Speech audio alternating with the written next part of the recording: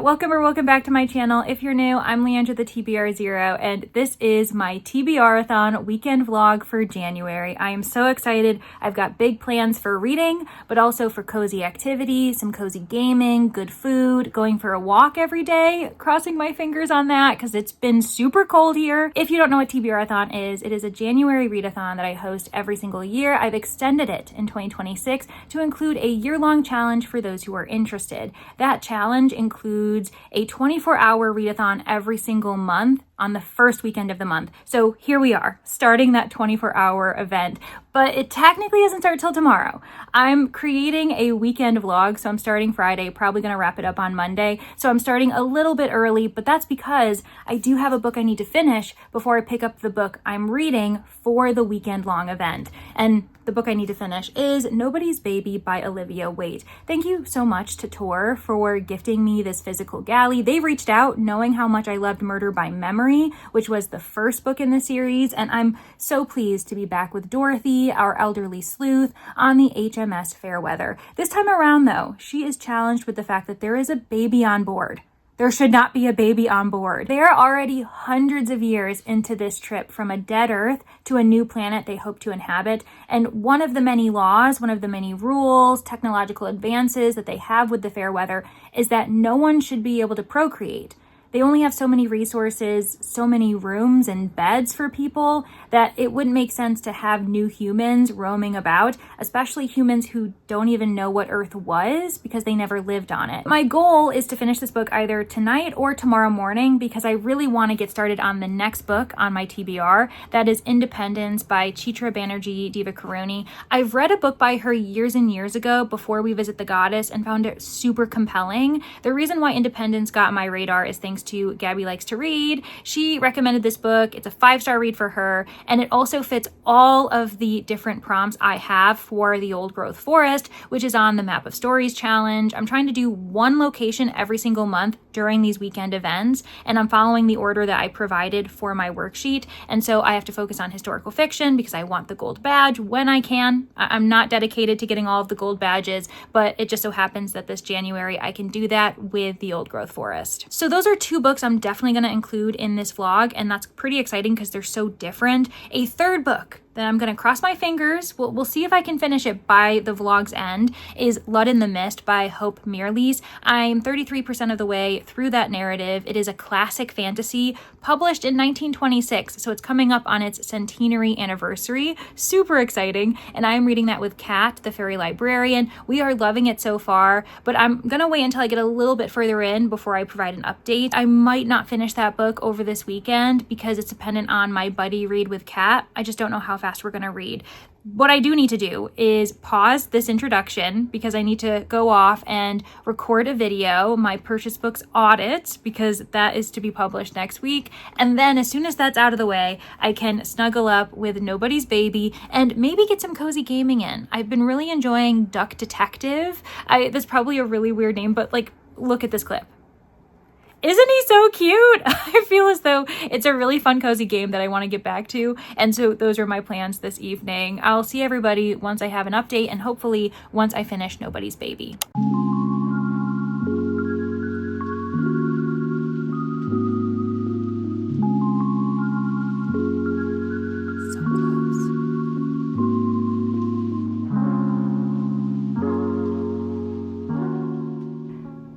Good morning. I am currently on my first sprint for the first session in our TBRathon Weekend Sprints Extravaganza, and we got off to a rough start. I thought I was live. I was talking for about 15 minutes to myself. Comments were scrolling in.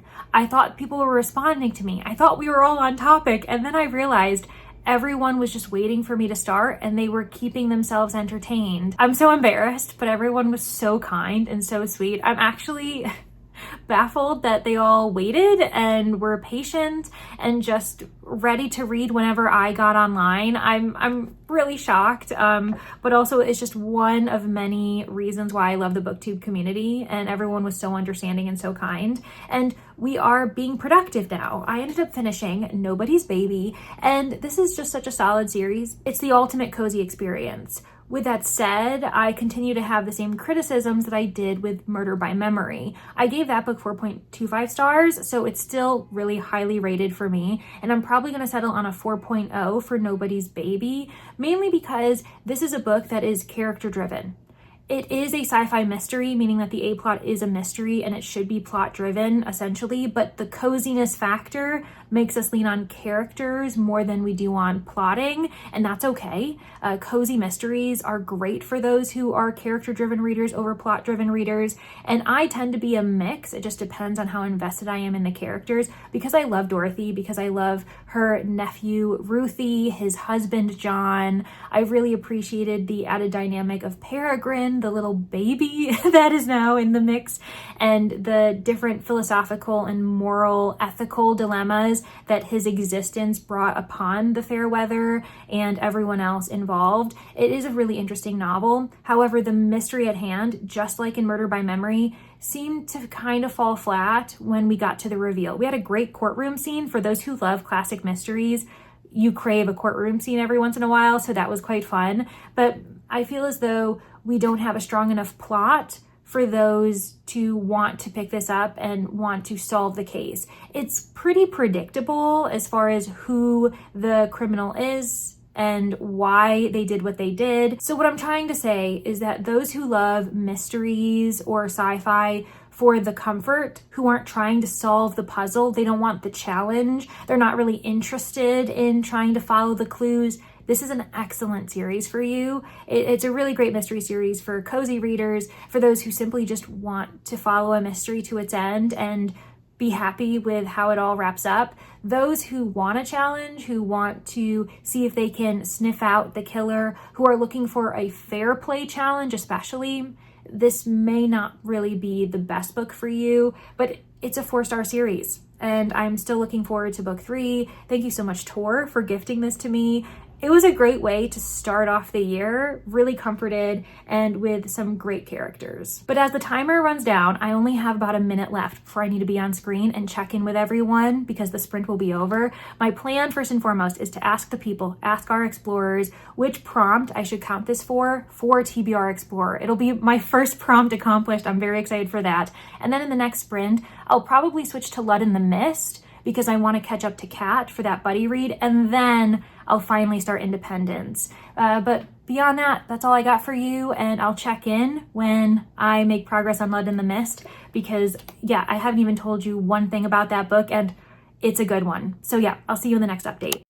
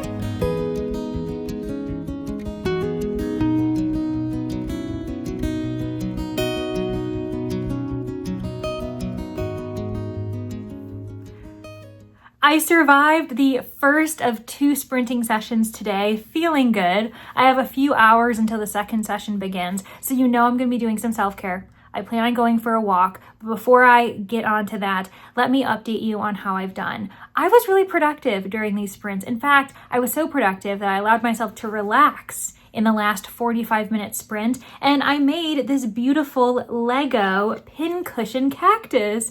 This was a gift from friends back in September, and there were 9 within the set, and this was my 9th one. It was the final Lego set I had to put together, and it was very relaxing. It was really nice, and I'm glad I was able to pause because I had a lot to digest with the book that I picked up next, and that was Blood in the Mist by Hope Mirrlees. I am loving it. I'm really enjoying this book, and I'm actually a little bit regretful that I'm probably going to put it down, at least until tomorrow. Partly because I want to move on to Independence. That is the book I'm reading for the Old Growth Forest, and I would like to at least start it this weekend for the weekend event. But also I don't want to get too far ahead of my friend Kat, who I'm reading it with, and she's loving it just as much as I am. The wording, the sentence structure is lush. It's beautiful. The imagery is really rich in discussions of poignance, of nostalgia, of depression, of trying to figure out what to do next, or simply a beautiful scenery surrounding these characters.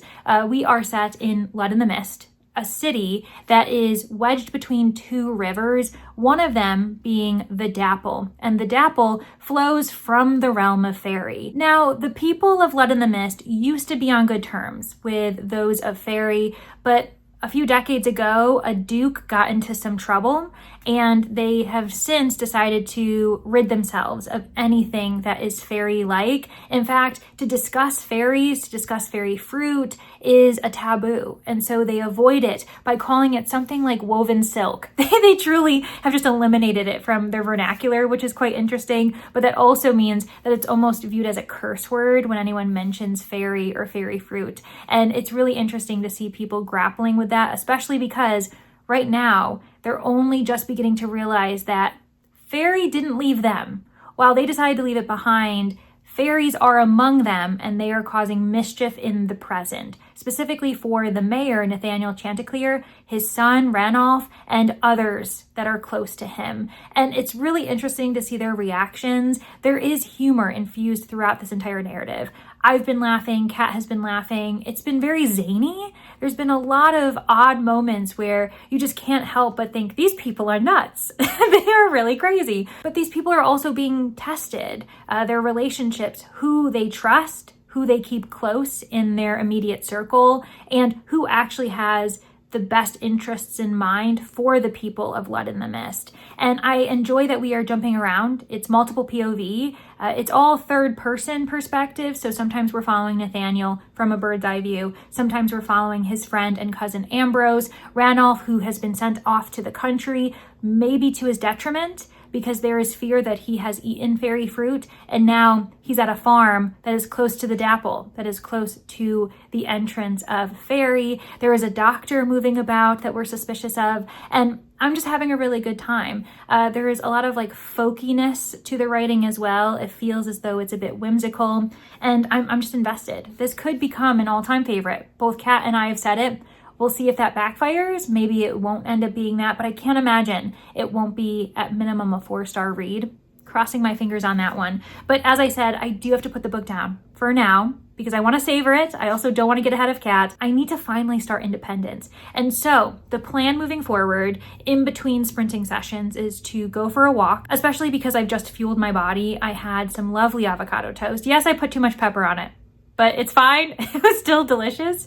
And I want to move my body because I've just been sitting around all day, very cozy. So I will be removing my comfy for the time being, getting dressed, still getting warm, but for athletic purposes, going for a walk in my neighborhood. And then we can kind of reassess what other activities I want to do in the meantime. While I'm on the walk, I will start Independence because I currently only have it available as an audiobook, and then we'll see what else we get up to. I'm hoping to maybe get a third of the way through the book by tonight so I can update you all again. I'm really hoping that this ends up being an immediate win because I think I'm going to love the book. I'm really interested in the topic, and I think that we're going to be following some strong women dealing with some interesting and possibly really frustrating conflicts. But anyways, let me get into that book, and I'll see you all when sprints start happening tonight. Oh, one more thing. I did end up having everyone vote on which prompt within TBR Explorer I should allocate Nobody's Baby. I ended up doing a poll of 4 different options: a genre, a main character quality, a setting, as well as a plot point. And everyone ended up voting. It was kind of a split deal, but the overall winner ended up being solve a puzzle. So within my own narrative that I'm building with TBR Explorer, the first prompt that I ended up getting for that is solve a puzzle. Very exciting and very on brand for me, especially because technically Nobody's Baby, they were solving a puzzle on where the heck did this baby come from.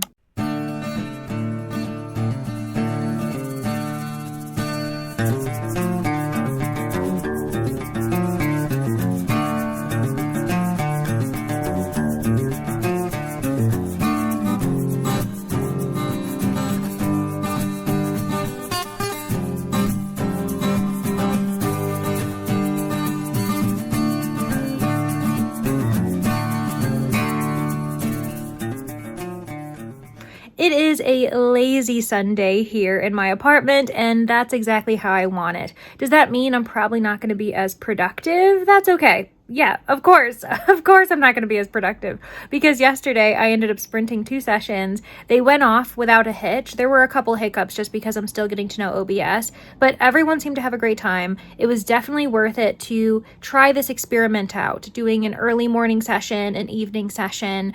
I am just going to be seeing in the next couple days how I recuperate, how I recover from having my social battery reach its limits, go past its limits. So that'll be something to keep in mind, especially depending on if I want to do this again, starting on like the February weekend. Do I want to do 2 sessions, or do I want to break it up once per day? We're going to figure that out. But like I said, I'm trying to be kind to myself because I am quite tired. I am exhausted trying to stay off the internet. I'm watching my friend sprint though. Danny, she's sprinting right now because she does that every other Sunday. And so that's been very chill, being the person on the other side of the screen, typing a comment if I choose, but also just allowing the conversation to flow while I do things around the house. That's pretty much what I've been doing all morning, and I'm a third of the way through Independence. I am really enjoying this. I think that this area of the world fascinates me, especially when I'm picking up historical fiction. I find myself choosing books that take place either during the British Raj or after it, especially multi-generational stories or multi-perspective stories, and that's exactly how Independence is designed, the latter format. So we have multiple POVs following the 3 sisters within this family. We have Priya, who dreams of being a doctor. She wants to follow in her father's footsteps. Deepa, who is the beauty. She's also the eldest, so her entire family is dependent on her marrying well to set her sisters up for their suitors in the future. And then we have Jamini, who is especially fascinating because of her quiet desires. She has a limp, which sets her apart from her sisters. She's also the forgotten child, though. It seems as though her 2 sisters are the favorites for their father and mother, and Jamini is just figuring out where she should be in the world, but she's also the quilt maker, and so she's going to become very important when it comes to the financial situation for this family. And I'm appreciating all 3 perspectives. I'm glad we're getting all 3 sisters, especially during this turbulent time in the country's history. It opens August 1946. So in the lead up, tensions have been there forever, but they're reaching their peak when it comes to the partition of British India. And I don't know what to expect moving forward. I know what happens historically, but I don't know what's going to happen with these sisters because their bond is so close. But right now, it seems like they're on the precipice of loving each other, but maybe not liking each other as much compared to those who are outside influences. So, for instance, Deepa falls in love with a Muslim man, and that caused huge strife within their family unit because her mother disowns her, and now Deepa is separated from her 2 sisters. Meanwhile, the other 2, we have Priya and Jamini, they both love the same man, and one of them is now engaged to him. And there was an interesting internal it wasn't even a monologue, I suppose it was just in the narration, that the 2 sisters, while trying to support each other, the one realizing that the man she loves is out of her reach, and she's happy for her sister, but also mourning the loss for her, they realize that while they want the best for each other, there is an understanding that they love this man more than they love each other. And that is an interesting thing to admit, not aloud, but the fact that they know that within themselves and having to grapple with the fact that they would put this man before their sister. It's an interesting dynamic with everything else going on because we've got cultural differences. We also have religious tensions between the Hindus and the Muslims. And then we also have political strife going on and a movement for women's rights. I'm finding it really compelling. I'm really enjoying this, and it just reasserts that I shouldn't have waited so long to return to Chitra Banerjee Divakaruni because I found her book years ago when I read it really good too. But the goal today is to hopefully get to 2/3 of the way through the book, because then maybe I can wrap this up on Monday, read another third, and the weekend, for whatever reason, went from Friday to Monday. I think that's okay because I really want to make sure I finish a second book for the vlog. I don't see myself finishing Lead in the Mist. I don't even know if I'm going to pick it up today because I haven't heard from Kat, and I don't want to push us to finish this book earlier than we need, because another thing in 2026 is that I want to allow myself to savor a book. I don't need to speed through it unless I am so compelled and I'm enjoying my time at the pace that I'm reading. And that's how I feel about independence. So those are two separate experiences, enjoying both books, but one of them I want to take my time with, the other happy to just race through with these three sisters. I also am hoping to get some cozy gaming in today because, like I said, I'm treating myself.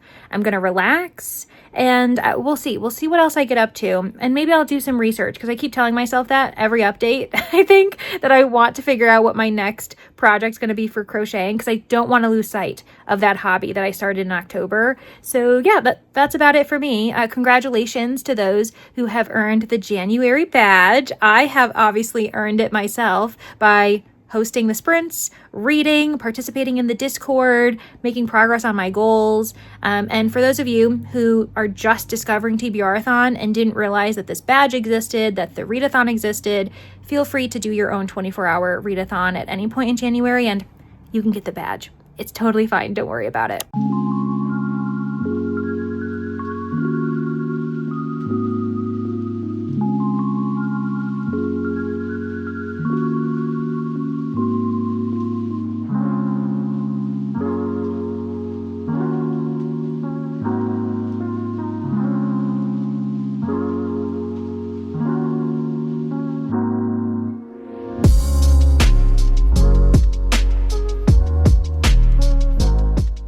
I finally finished Independence by Chitra Banerjee Divakaruni. It is Tuesday afternoon. The weekend is long behind us, but I'm okay with that. While I wanted to finish this book over the weekend, I also have to recognize that life gets in the way. And one of my goals in 2026 is to read more thoughtfully, quality over quantity. And so it is for the best that I took my time with this read rather than binging it because it's so important.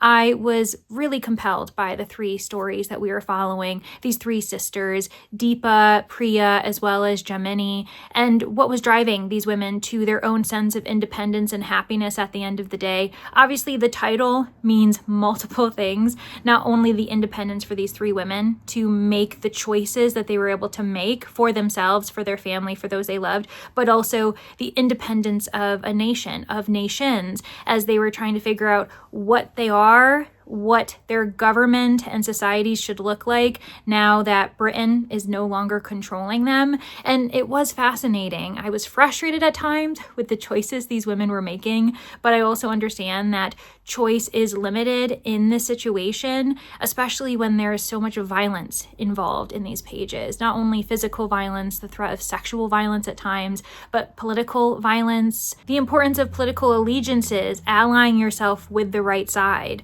There was clashing of religions, clashing of cultures, and as these countries were being divided, which border are you standing behind? Are you with your family or are you separated from them?